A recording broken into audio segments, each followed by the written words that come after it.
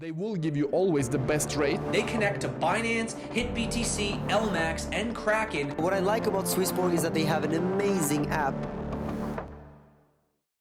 I'm trying always to figure out what happened in the past that could repeat, like not repeat, but rhymes in the future. Mm-hmm. And I think what we witnessed with blockchain, right, L1, 4 years ago, it was not even a topic that blockchain could collaborate. Now we see bridge all the time, right? A bunch of collaboration. So when I think of the metaverse, the part that is missing is one, how can I cross metaverse, like a kind of bridge? Mm-hmm. How can I jump from Sandbox to the Central Land or whatever other metaverse that exists, or Avegochi? Mm-hmm. And then the second thing that I'd be very curious to witness is if metaverse, as we just say, became indeed nation that are linked by citizens that believe the same, what it would look like to fork of a metaverse, right? We've seen, right? We see many in the past, in the history of the world, we see many occasions where, even in France, where the citizen do not agree with the power in place, right? Mm-hmm. And then they push revolution, but it came with blood, it came with at the expense of a lot of things. While in the metaverse, you create a nation and society, and then all of a sudden the majority of citizens that actually live in the metaverse do not agree anymore, and they can fork. They can create a new nation. And I'm very interested. I don't know if you have any thoughts of that, but it could maybe change a lot. I mean, that again, it shows exactly the reason that, there's one thing. This is beautiful what's happening on the background, but I just checked on my right side and look at the lake, the mountains, and how the sunset is falling on it. It's super beautiful, much nicer than this background.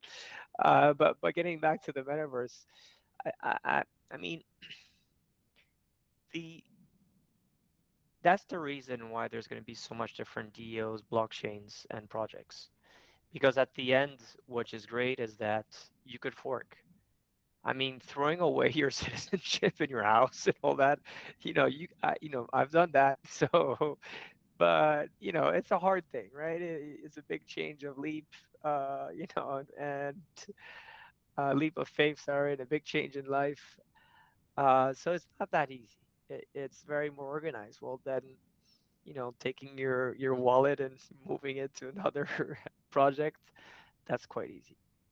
Creating then that same thing and the great people behind it, it is very hard. And we've seen multiple projects trying to copy Ethereum or SwissBorg, and you see that it's not that easy, right? You really have to have reasons to leave that ecosystem to go into a new one, right? Not only the product, but the vision, the mission, the economic incentives, a lot of different things that has to go to that. Yeah.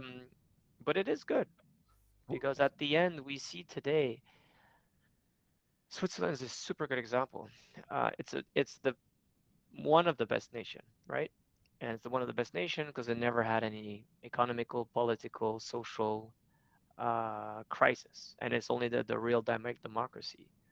But you see it well between a person from Lausanne, a person from Geneva, a person from Bienne or from Zurich, from Basel, from St. Gallen, or from Ticino. They all have extremely different behaviors and mindsets, and it's almost an own country within that canton. And you see that in the States, you see that in actually a lot of different countries, but they're all on the same protocol, which is the CHF, which is the USD. And I think so that has to go a lot what's going to happen in the metaverse. I think so. There probably going to be a lot of big protocols and, whatever that is, the ones who define like a very scalable infrastructure with like good graphics to build your own houses and all that.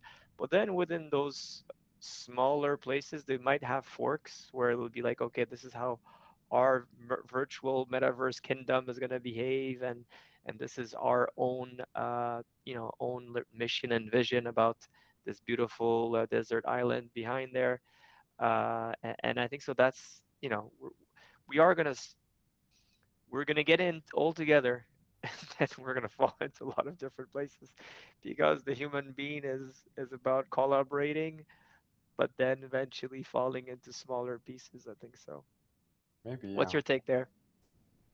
Yeah, it's I mean, I do again, maybe I'm repeating myself, but Switzerland maybe is not the case, but even the US and even China, I'm sure, which I don't know that much, but there is a lot of citizens that do feel behind, right? Hmm. And I think the wealth gap has never been as big as it is today, and it's not going to be improved, right? It's not going to change. We are printing a lot of money.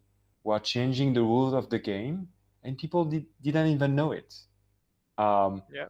and a revolution is not going to happen. Time has No. changed. So I would say maybe even it's a convenient mean for the system in place to offer an alternative. Um, because yeah, we are, I think everyone is trying to figure out what needs to be done, but no one really knows, even politician. So yeah, I guess at least it provide a playground to observe. But yeah, human nature won't change. It's just we're going to experience faster. That's what the metaverse provide. Like we provide today, I guess. If you take very simple statistics, such as maybe 100 years ago, you will not have the same amount of girlfriend as you have now because of the result of the acceleration of meeting people, receiving information, technology with Tinder and all these things. So now metaverse is just accelerating another part of our life, which is I'm French, you are French, you are Swiss now, and it's very natural for someone to, be, as you are like, um, being Iranian from the family, born in the U.S., grow up in France, become a Swiss citizen. It's very unusual, right? Yeah. But maybe in the metaverse, this is the kind of experiences that you can, that will be common, and Yeah. and that's the part. Now, I'm very curious to have your opinion about what does it mean for investment, the metaverse, because look, I think one of the thing that in finance we've been very not good with is to help people to see beyond the charts. When you Hmm. buy something, right? When you buy a crypto, you can look at the charts because that's mainly the information that exists. Now you can go on YouTube, watch videos or podcasts on Spotify, but it's hard to connect with the core of the project, and unless you go to the rabbit hole and you start to you start to read white paper, participate to governance on chain. But it's difficult to have a sensorial experience to what you buy, right? And we've been keep saying at SwissBorg, you must see beyond the charts, because when you feel connected to your investment, that's the base of being successful as someone that want to build wealth. And and I think metaverse can provide a solution. What do you think? Yeah. I mean, it's the most hazardous type of investment that you could actually try to explain to Warren Buffett, right? First he never got the crypto, but like when you get to NFT and purchasing lands or different artifacts that are virtually that don't even have like the law of the market, there's not a real, it's hard to see. Very often there's no bidding or ask price, right? So usually there's just a bid and just throw it out, and it's just very random, like you go with art. um, I mean, how to really be successful at this is first is being curious. We've seen multiple times, and we talked about this, Anthony, so many times, that wealth is changing so dramatically every 10, 20 years. You know, 20 years ago, people don't remind this. There was no Google, pretty much. There was no Twitter. There's no none of this thing. I mean, there were just like little shitty startups, or not even existing, right? And in the last 10 years, if you didn't buy any tech stocks, you have underperformed Mhm. massively. That's why you see Warren Buffett, his portfolio sucks. He bought Apple in 2017 or 18, right? So you see these things happening, and then you're like, yeah, obviously, I mean, tech stocks, that was easy to see it in 2005. No, it wasn't. Mhm. 2005, it was very hard to believe that tech stocks was going to take over, right? And I think so. It was very hard in 2015 to see that crypto was going to take over, right? So obviously, it's very hard in 2020 to see that how NFT is taking over in 2020, 2022, how Metaverse, part of this new NFT and token economy, is bringing a lot of value. So I mean, first you have to understand, if you're going for the Decentraland or X Infinity, all of these different, you know, play to earn games or metaverse, is how many users are they? And we see it just earlier. X Infinity is just crazy, right? You know, we'll talk about different projects in the future, but the idea here is really to see are they real users. Then more importantly, like, what is the mission and the vision of the company, right? How are they portraying, how are they going to see it? Is this just a one case, or they really want to be building on a long term? Then, if you start buying land into any of these metaverse, who else is buying lands, right? Is it big crypto guys? Is it like what other people are doing for right now? For example, Sandbox looking for corporates to invest a lot in it. You have to see, who is doing what, and then more importantly, you just have to try out. I mean, it's very hard. I mean, in the next episode, we will talk about, what are our favorite top projects, and we'll be looking into these ones. But it is very hard. So the best is always, go buy your thing 0.1 Ether, 0.2 Ether, and check it out, and see, you're gonna make good ones and bad ones, like always. I think so. What about yourself, Anthony?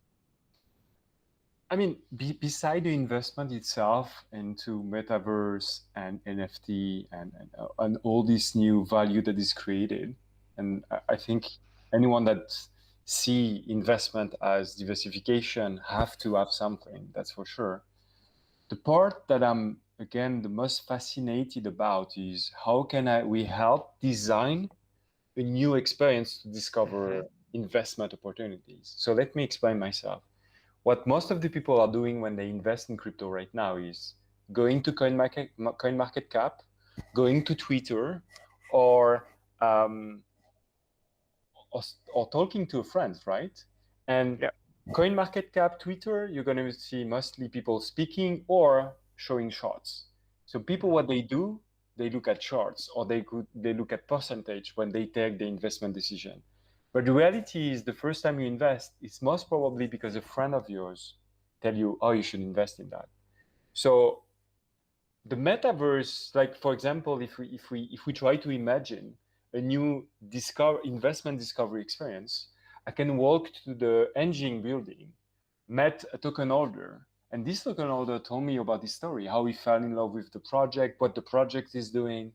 Then I can maybe visualize, I can play in the virtual pavilion of engine, I can play a video that explain what's the purpose of the company. Maybe I can even experiment. I can drive a car if it's Tesla and feel the experience. And then it gives me another reason why I want to belong. And the charts become maybe irrelevant. Now I buy a token because, yes, fuck, that's what I want. I trust this future. I want to help this project. I want to be part of it. And again, that's the most biggest failure of finance companies since it has opened to everyone to invest, is to design an alternative way to invest. It's just charts, right? And we're fascinated about technical analysis.